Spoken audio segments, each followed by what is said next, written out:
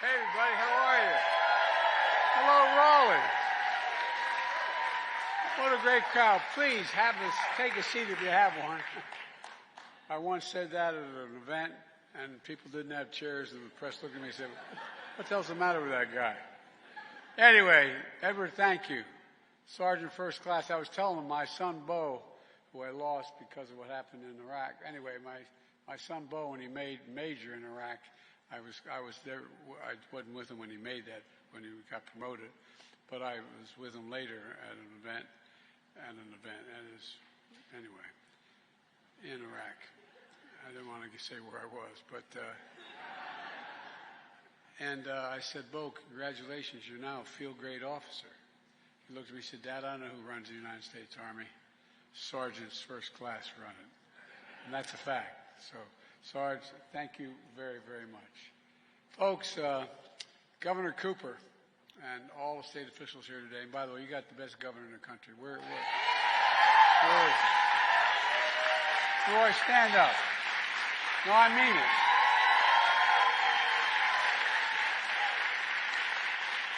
You know what I love about him most? I mean this from the bottom of my heart. He has absolute, total integrity.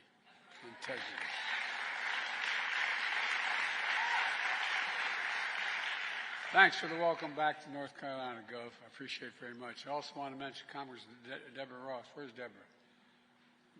I just had my picture taken with her. That's probably why she left.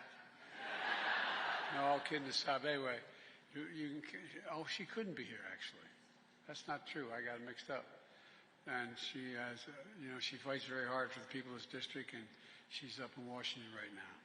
And folks, I'm here today to talk about something that doesn't get enough attention, and that's the progress we're making to invest in America, all of America. You know, there's a law written back in the 30s that says when the Congress passes a bill that has money in it to be spent to build something in America, whether it's an aircraft carrier or it's a highway or whatever it happens to be, that the president should use American workers and American products. For the longest time, Democrats and Republican presidents didn't abide by that very much. But I do, because I want to make sure that we're making it in America, building in America with American products, and that's why we've created 14 million new jobs. Folks, bringing opportunity and hope to people and communities across this country. Let me give you one example of bringing high-speed internet to every person in America. Nearly a century ago, Franklin Delano Roosevelt signed the Rural Electrification Act, bringing electricity to every home and farm in America because it was in cities, but it wasn't in a lot of rural areas. Because electricity had become an essential part of modern life. So he wanted sure everyone had access to it.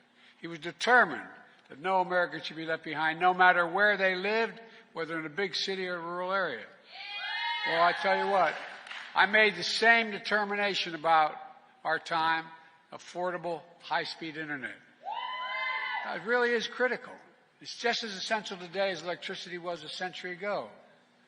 Who remembers, during the pandemic when schools were shut down and Sergeant First Class mentioned it, kids weren't able to attend school, so they go online. How many of you spent time in McDonald's parking lots tapping into their internet so you could do the homework with your kid? Look, think of all the workers who need internet to do their jobs when they're working from home. So many are working from home, have to work.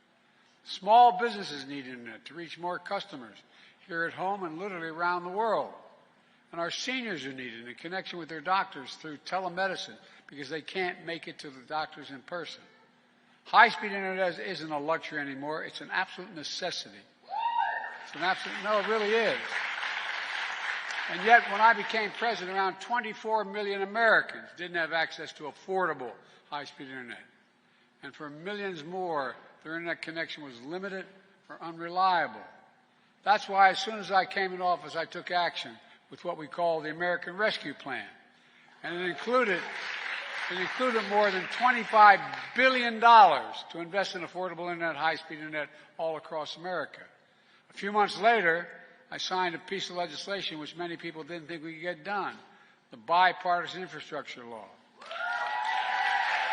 A once-in-a-generation investment to rebuild America's infrastructure, our roads, our bridges, our railroads, our high-speed internet, all of it paid for. And look, our goal is to connect everyone in America to affordable, reliable, high-speed internet by the year 2030, everyone in America. Just like Franklin Roosevelt did a generation ago with electricity. I promise to be a president for all America, whether you voted for me or not. These investments help all Americans in red states and blue states as well. We're not leaving anybody behind. Look around North Carolina, and with the leadership of Governor Cooper, with the partnership of your governor, we've invested more than $3 billion to expand high-speed internet in every county across the state. $3 billion.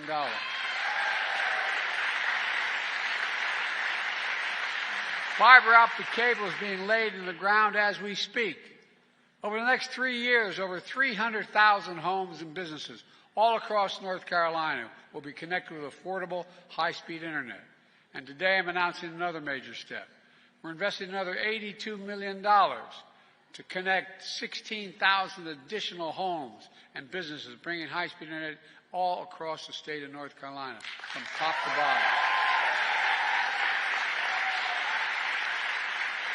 By the end of the decade, we're going to finish the job reaching all the remaining homes, schools, libraries, small business, healthcare facilities in North Carolina that don't have access to high-speed internet today.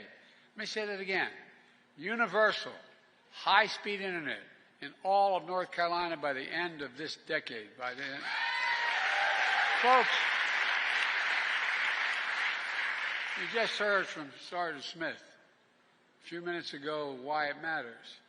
He's retired Army, 22 years of service, which we owe him. He and his wife Emma live in Tar Heel, as he mentioned. North Carolina population, staggering population, 100 people. They've been using dial-up internet for years, just like everyone else in town.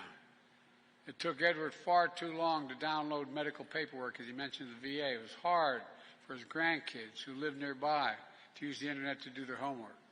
And then thanks to the American Rescue Plan, which I signed into law, fiber optic cable was laid and the town got high-speed internet. And now Edward and Emma and the kids and the grandkids can use the internet quickly and easily, from getting care from the VA to doing their homework. Look, their neighbors include folks who can't attend local church services, he mentioned. They can stream these services at home every single Sunday. High-speed internet has been a game changer for their town and so many counties all across America. Look, and we're just getting started. But it's not enough to just have internet access. It needs to be affordable. So, here's what my administration did. We work with internet service providers to bring down prices for people struggling with their payments. It's called Affordable Connectivity Program. It's already helped 880,000 households in North Carolina save a total of $440 million in internet bills collectively. That's about 1 in 5 families across the state are saving $30 a month for the internet bills, and some save a lot more. That savings matters in homes like the one I grew up in. Another $30, $40 a month was the difference between how many groceries you pay, the gas bill, all other necessities. It matters. It matters. Plus, the investment we're making in high-speed internet means something else as well. Good paying jobs. And folks, just ask the folks at the International Brotherhood of Electric Workers, the IBEW, or the Communication Workers Union, or the Laborers Union. We're putting thousands of people to work laying fiber optic cable all across America. And that cable will be made in America, put in by Americans. Even better, a lot of that cable will be made in North Carolina. Two American companies, CommScope and Corning, are investing more than $550 million to manufacture fiber optic cable, creating around 650 good-paying jobs in Hickory, North Carolina. A single starter. And there are going to be more. Already, 40% of all the fiber cable, optic cable in America is being manufactured in Hickory. And no, that number is going to continue to grow. Jobs are going to grow. And when jobs grow, everything grows. Everything grows. Everything in the community grows. All told, during my presidency, we've invested, and I know it's going to sound like not much to you all, but $11 billion in North Carolina. $11 billion in infrastructure, clean energy, everything from high-speed internet to clean water, new roads and bridges. For example, we're investing $1 billion, $1 billion, in a new rail line connecting Raleigh and Richmond, Virginia. Not only creating a whole hell of a lot of jobs, but it's going to take a lot of vehicles off the road. It's going to help with pollution. And guess what? It's going to cut the time. Well, let me give you an idea. Right now, the trip takes about 3 hours by train. With the new rail line, it's going to take you 2 hours.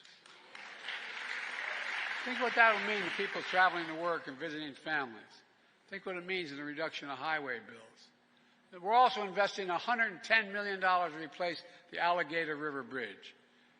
Look, that bridge is a major hurricane evacuation route for the Outer Banks. So it's high time it get replaced because it's in trouble. The bridge now is far too low for boat traffic, which means cars have to stop and wait, sometimes several times a day, for the bridge to swing open so boats can pass underneath. Because the bridge mechanism is 60 years old, sometimes when it swings open it can't close, which stops cars and traffic for hours and sometimes days. Now we're building a new, higher bridge that boats can easily pass under. It will be wider and more accessible to more cars to travel across every single day, saving time and saving money. Folks, what we're doing here in North Carolina is just one piece of a much bigger story.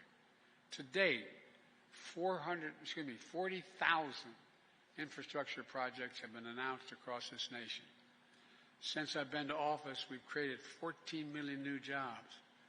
440 new jobs in North Carolina alone just since I came to office. That's because of this guy right here. Nearly 800,000 manufacturing jobs nationwide. Unemployment has been below 4% for the longest stretch in American history in the last 50 years. And here in North Carolina, unemployment is even lower. It's 3.5%. And the stats coming out today show that seeking unemployment insurance has even gone down. Fewer people are needing the help. That's lower than it was in every single month under the last president. Wages are up. Household wealth is up. Not only for middle-class Americans, for Latinos, for Black Americans, for minorities. Costs are still too high, but inflation continues to fall, and mortgage rates are falling, and they're going to fall more. Last week we learned that America filed 16 million in America, 16 million new applications for businesses, for a new business since I became president. Folks, that's a record. Every single one of those new small businesses is an act of hope, an act of hope. It generates progress. People are beginning to have, and if you look at the consumer confidence, it's way up. 64%, I think it maybe 62%. Americans think their personal circumstance is good and it's getting better. Meanwhile, thanks to the Invest in America agenda, private companies have invested over $640 billion, let me say it again, $640 billion in advanced manufacturing here in America. And by the way, you know, we invented that little computer chip which everything from your cell phone to your automobile needs. Guess what? We used to control it. We got down to the point we hardly manufactured any of it. And so what happened when things went bad, we didn't have access to all those computer chips that were being made in Asia and other parts of the world. So I got in the plane and went to South Korea. And I said, why don't you come invest in America? One thing led to another. Over $50 billion, people coming to America, investing and building these computer chip factories. And guess what? It's just getting started. But guess what? The fact is that these computer factories, they build what they call fabs. They're about as big as a football field, and they manufacture these chips. You don't need a college degree to work in it. You know what the average starting salary is? $116,000.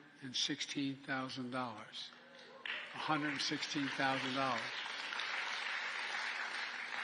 And look, put it all together. America has, this is a fact, the strongest growth rate of any and the lowest inflation rate of any major economy in the world. In the world. We have a lot more work to do. There's no question our plan of investing in America and the American people is working. It's all part of my economic vision. Building an economy from the middle out, from the middle class out, and the bottom up. That way the poor have a shot, middle class does well, and wealthy still do well. Well, they got to start paying their taxes.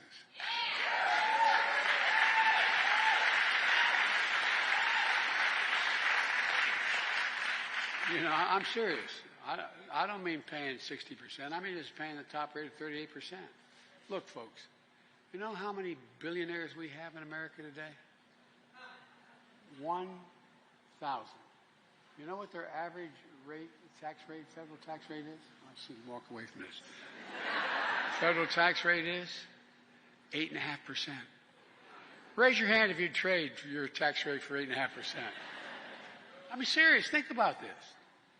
There'd be $40 billion raised if they just paid 38%, if they even paid 25%.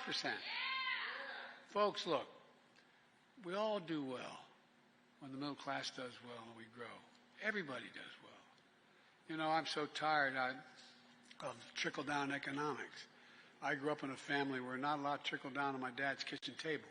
My dad was a hard-working guy. We weren't poor, but we lived in a 3-bedroom split-level home with 4 kids and a grandpa. And, you know, we were fine. It was okay.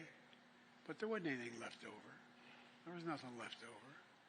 But now, a lot of middle-class folks are having enough leftovers. They can do things.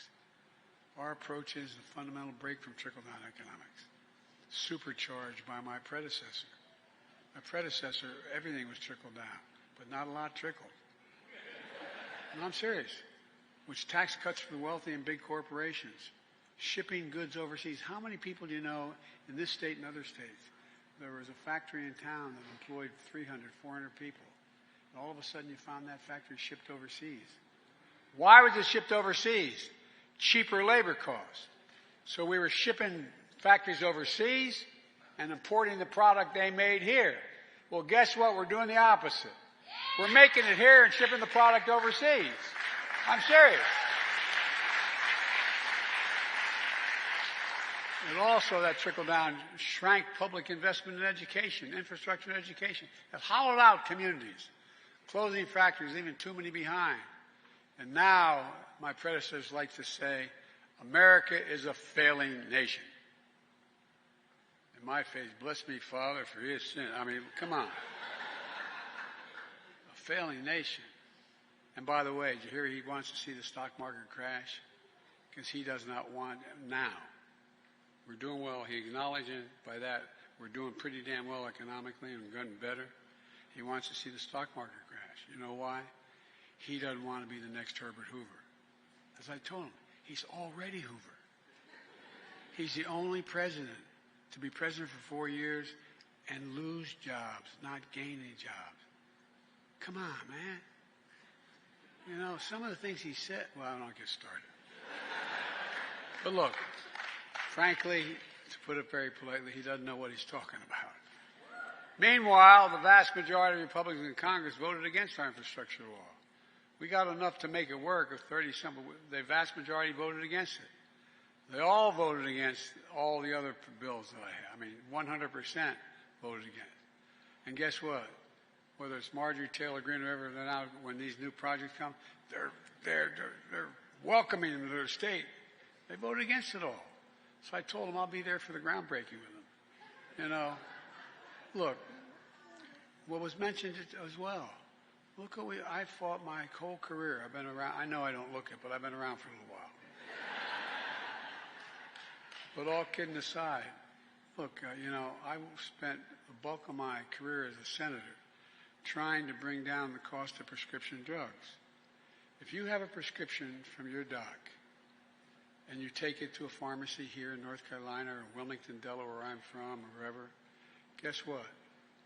I can take that same prescription from you and go to Toronto, Canada, London, England, Rome, in Italy, anywhere around the world. And it'll be somewhere between 50% less and 70% less. How does that work? Why? Why isn't America? We're paying $400 a month for insulin if you have diabetes. And other places they're paying $35. Well, guess what?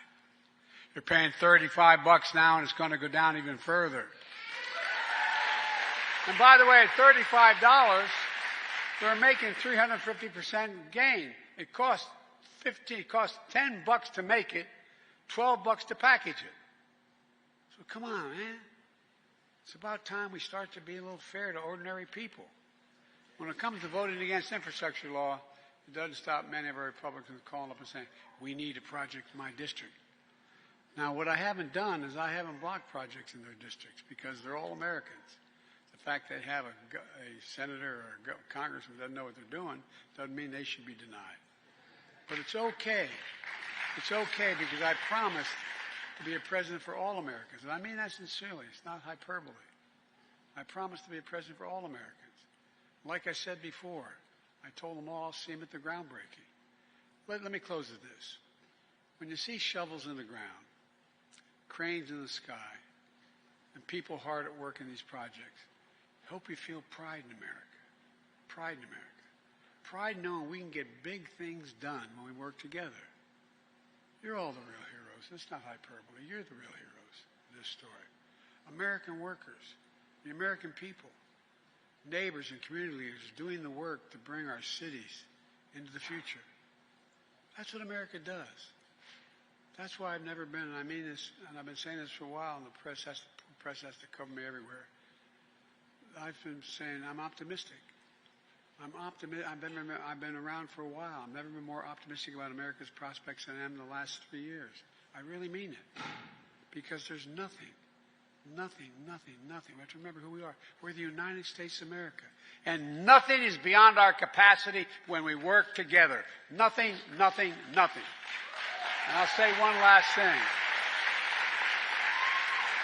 We're the only major company in the world that's come out of every crisis stronger than we went in. And that's what we're doing again today because of you. Thank you. May God bless you all. May God protect our troops. Thank you very much.